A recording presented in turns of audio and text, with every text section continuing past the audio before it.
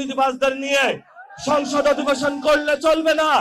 এই গুন্ডা মাস্তান সংসদে যারা বসেছে তাদেরকে কিভাবে ঠিক করতে হয়, অ্যাকাউন্টেবিলিটি নিয়ে আসতে হয়, সেই সংস্কার সবার বাস্তবায়নের কাজ শুরু করতে হবে। যারা যারা চাঁদাবাজ দুর্নীতি সন্ত্রাসী করে তাদেরকে রাস্তায় গাছের সাথে, পিলারের সাথে, স্কুলের দেওয়ালের বিভিন্ন খুঁটির সাথে তাদেরকে আপনারা সবাই বেঁধে রাখবেন। যখন জনগণ নতুন অভ্যুত্থানের মধ্য দিয়ে গিয়েছিল, বলেছিল ইন্ডিয়াকে লাল কার্ড দেখিয়েছিল, তারা সে পাওয়ার প্ল্যান্ট বন্ধ করে দিয়েছিল। আজকে খুলনাবাসীর পক্ষ থেকে আমরা সরকারের কাছে আবেদন জানাচ্ছি, শেখ হাসিনা কুসুম কুসুম প্রেম করে ভারতের সাথে খুলনাতে যে বিদ্যুৎ কেন্দ্রটা বসিয়ে দিয়েছিল, খুলনার মানুষের উপরে গলার উপরে পা দিয়ে বসেছিল, অতি দ্রুত ভারতের সাথে সেই চুক্তি বন্ধ করে ভারতীয় এই ধ্বংসকারী পাওয়ার প্ল্যান্ট খুলনা থেকে বন্ধ করতে হবে। দ্বিতীয় মানুষ শহীদ হয়েছিল বাংলাদেশে, আহত হয়েছিল, যাদের রক্তের উপরে দাঁড়িয়ে অনেকে আজকে সংসদ ভবনে 12 তারিখে সংসদ অধিবেশন শুরু করতে যাচ্ছেন। ভালো কথা, সংসদেই হলো সবকিছু হবে। তবে এই সংসদ নির্বাচনে রিফর্ম অ্যাসেম্বলি নামে বা সংস্কার সভা নামে একটি সংসদ অধিবেশন হওয়ার কথা ছিল, কিন্তু আমরা দেখেছিলাম আমাদের যিনি বাংলাদেশে প্ল্যান দেখানোর চেষ্টা করেছিলেন জনাব তারেক রহমান বলেছিলেন আপনারা সবাই গণভোটে হ্যাঁ দিবেন। আমরা এখন দেখতে পাচ্ছি সেটা ওনার মুখের কথা ছিল, অন্তরের কথা ছিল না।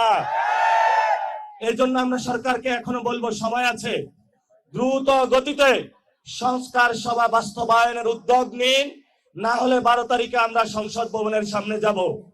সংসদ ভবনের সামনে গিয়ে বলবো, শুধু সংসদের ভিতরে বসে গুন্ডা মাস্তান চাঁদাবাজি দুর্নীতিবাজদের নিয়ে সংসদ অধিবেশন করলে চলবে না। এই গুন্ডা মাস্তান সংসদে যারা বসেছে তাদেরকে কিভাবে ঠিক করতে হয়, অ্যাকাউন্টেবিলিটি নিয়ে আসতে হয়, সেই সংস্কার সবার বাস্তবায়নের কাজ শুরু করতে হবে। সেই দিন যদি আমাদেরকে পুলিশ দিয়ে নিবৃত্ত করার চেষ্টা চালানো হয়, আমরা আপনাদেরকে বলে দিতে চাই, কান খুলে শুনে রাখুন, আমরা এই সংস্কারের জন্য রাজপথে নেমেছিলাম। আমাদেরকে একজনকে মেরেছিল, 40 জন সামনে গিয়েছিল, 40 জনকে মেরেছিল, 400 জন সামনে গিয়েছিল। আমরা সেই দিন ভয় পাই নাই।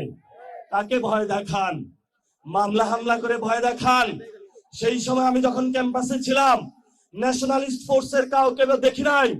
গণরাজু ভাস্কর্যে একাই সীমান্ত হত্যার বিরুদ্ধে 54 দিন বসেছিলাম। তারেক রহমান, আপনিও সেই অবস্থান আপনি দেখেছিলেন। আপনি সেই সময় দেখেছিলেন ভারতের বিরুদ্ধে কারা দাঁড়াচ্ছে।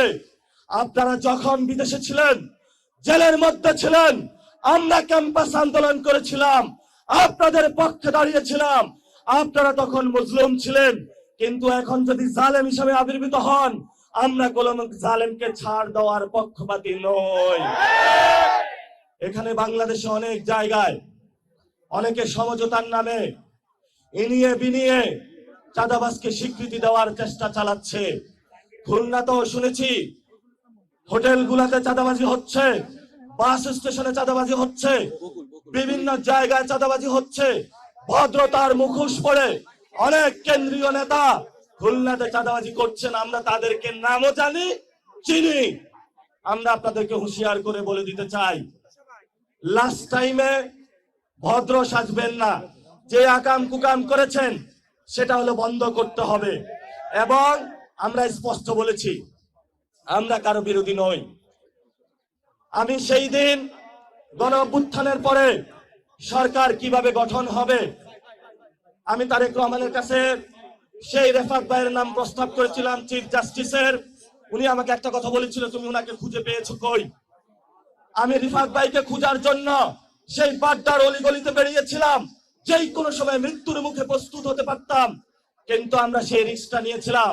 আমি আপনাকে সেই দিন বলেছিলাম যে আপনি বাংলাদেশের রিসোর্স দেখতে না পারেন, বাংলাদেশের 18 কোটি মানুষ যে সম্পদ রয়েছে এটার উপরে যদি আমরা বিশ্বাস রাখতে পারি, তবেই আমরা মর্যাদা নিয়ে বসবাস করতে পারবো, আদারওয়াইজ পসিবল না।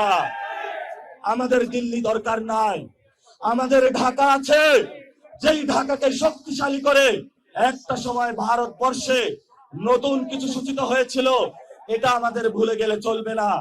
প্রিয় তরুণ যুবা ভাইরা, ভয় পাইবেন না। আপনারা পাড়ায় মহল্লায় চাঁদাবাজ, সন্ত্রাস, দুর্নীতির বিরুদ্ধে কমিটি গঠন করেন। কমিটি গঠন করে যারা যারা চাঁদাবাজ, দুর্নীতি, সন্ত্রাসী করে তাদেরকে রাস্তায়, গাছের সাথে, পিলারের সাথে, স্কুলের দেওয়ালের বিভিন্ন খুঁটির সাথে তাদেরকে আপনারা সবাই বেঁধে রাখবেন। প্রশাসন যদি এসে বলবেন তোমরা গ্রেপ্তার করতে পারো না, আমরা তাকে গ্রেপ্তার করেছি, তারপরে তাদেরকে প্রশাসনের হাতে তুলে দিবেন। আমরা আপনাদেরকে শেষ কথা যেটা বলে দিতে চাই, আমরা বাংলাদেশে চাঁদাবাজি, দুর্নীতি, সন্ত্রাসী মেনে নিব না, মেনে নিব না। আপনি যখন বিদেশে ছিলেন আপনি চাঁদাবাজদেরকে বন্ধ করতে পারেন নাই, দেশে এসেছেন চাঁদাবাজদেরকে নিবৃত্ত করতে পারেন নাই। ঠিক আছে, আপনি আপনার কাজ করেন অফিসিয়াল, আমরাই আপনার চাঁদাবাজি বন্ধ করে দিতেছি, আমরাই আপনার চাঁদাবাজি বন্ধ করে দিতেছি।